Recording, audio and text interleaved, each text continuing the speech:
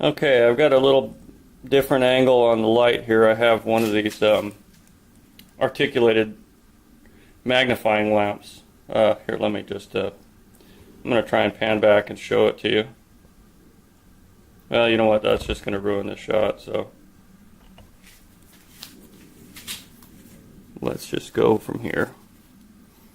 Go with what we know. No sense being stingy with this. Okay, well, that's going to ruin your view, but this is not. Well, I feel like I'm getting a bite. Now, as with all other reamers, you never want to go backwards.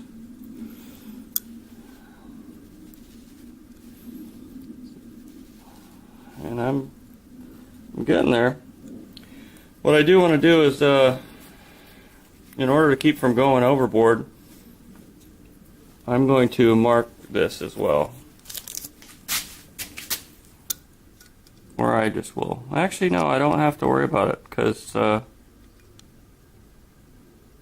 yeah, this, the top of the reamer reads right at the 7:30 seconds mark, so just go until I'm done.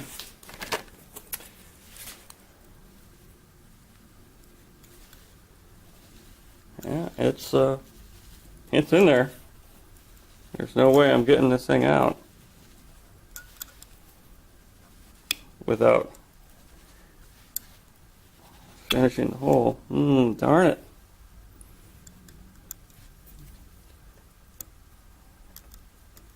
Just lost grip with my wonderful tapping wrench. Okay, well, no sense hiding this fiasco from you guys.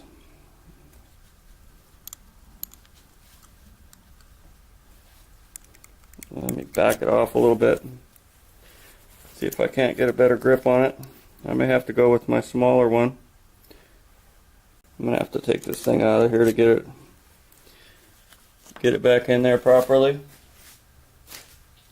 What a pain! Go with my little all-16ths here. And to get it out, I'm going to continue in forward motion. Boy, this thing really wants to bust off.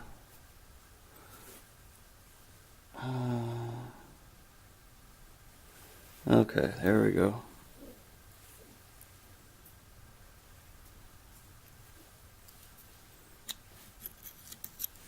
So you continue in the forward motion to get it out, and thankfully it came out. I'm going to clear the chips and pick the paper towel out of it that I just put in there. I'm going to go get a little compressed air. I'll be right back. Okay, here we go again. Now, just out of curiosity, I want to see how far we've gone in.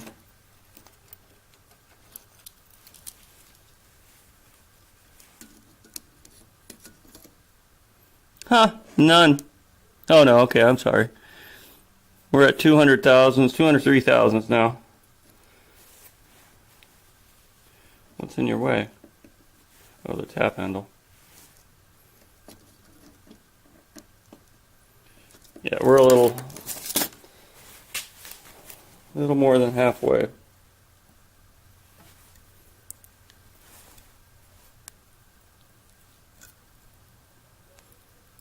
I want to try lowering this camera down and seeing what we get here.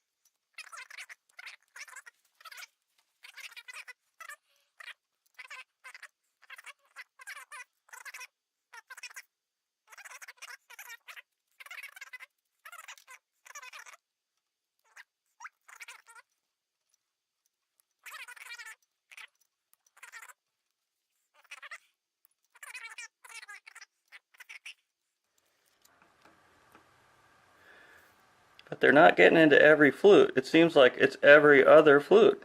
Huh, that's really odd. You can see this flute doesn't have any chips, and the next one is packed, and then the next one doesn't have any. Well, these got rolled over, but none packed, none packed. Interesting. We are actually learning something today.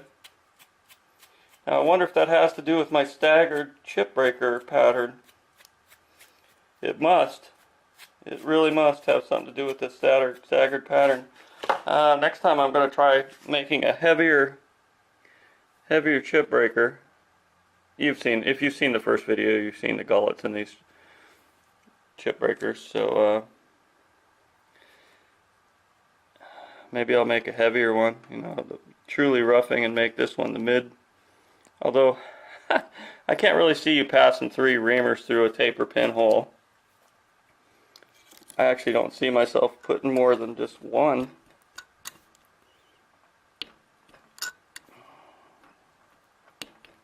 It's kind of starting to go wop wop wop. Can you see that as my hand is, I don't know if I'm making the hole out around, because it's just kind of skipping. I'm sure you can hear it. Yeah. I'm going to go to the regular reamer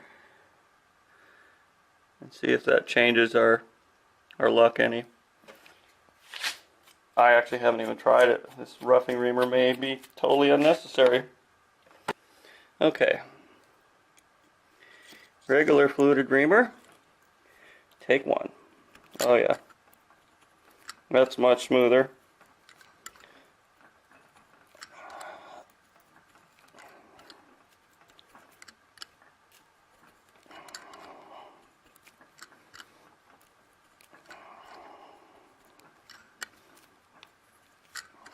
Let's check our chip.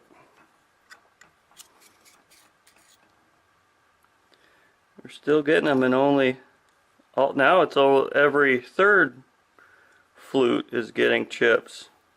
Interesting. So that's on opposing sides. Now the hole doesn't look oblong at all. I'm going to bring you guys up and over to take a gander at the hole after I clear it out. I'm not finished yet, but I just curious from the way the reamer was working if it was making an oblong hole, because it's kind of, pardon that. Yeah, doesn't seem to be oblong. Well, actually it is a little bit out of round. That's unfortunate.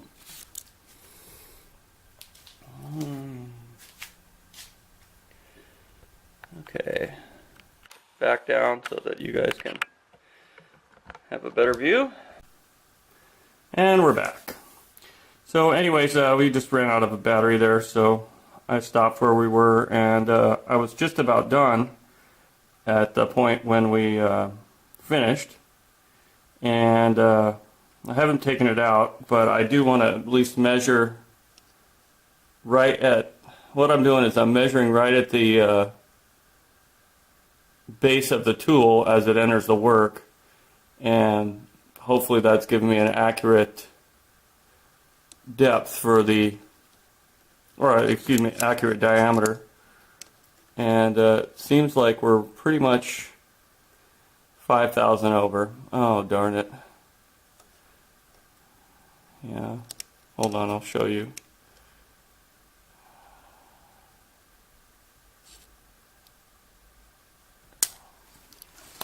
It was at 223 when I pulled it off of there, and it should be at 218. So looks like I was a little too happy at how well it was working. So I'm not going to keep going. I'm going to pull it out, and then I'm going to blow it out, and then I'm going to try it out. Okay, we're back, and here's the moment of truth, although I kind of already have a bad feeling about this, seeing how we're a little over at the size at the top of the hole.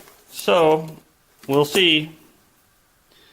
1, 2, 3. Oh, I knew it. Does that show on camera? Yeah, it dropped down like a sinking ship. Well, let's look how the fit is. So as you can see, too big, but it's a nice hole, and this material must be bigger than 1.5 inches, because this thing's over 1.5 inches. It's, you know, 155. So this is 1 5/8 inches. Keep doing this upside down. Sorry.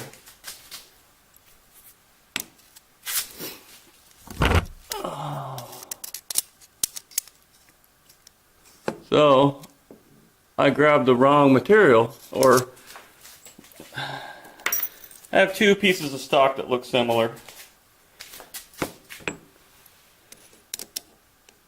And this one is 1 5/8 inches.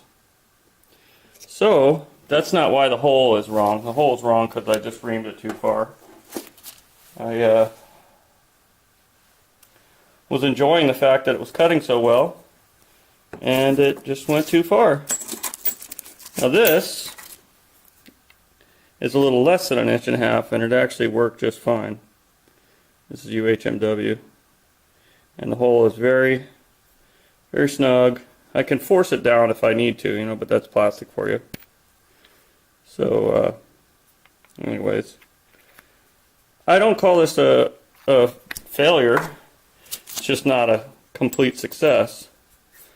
I was able to get my hole back to perfectly round, and you can see, look at that finish. I mean, it's like a mirror finish in there, and this is no oil in here. It's dried up anchor lube. So the finish is excellent. Now I did switch back to the regular reamer, and not only did that bring my hole back to round, the other thing I did to get it back to round was I quit forcing down vertically so hard and just applied pressure equally horizontally.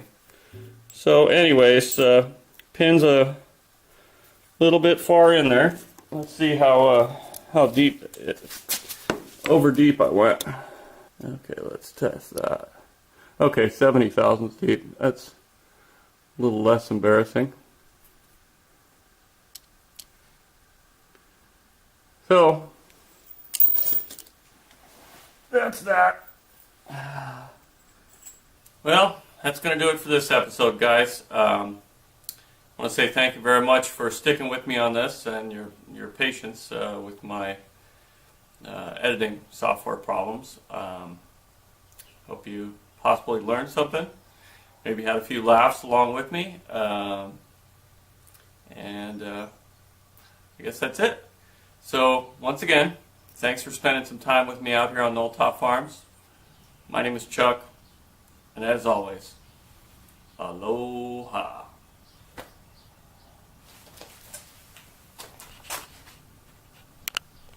Coming up in the next episode from Knolltop Machine Shop, we have the repair of a Jacobs Super Ball bearing chuck and its mounting socket.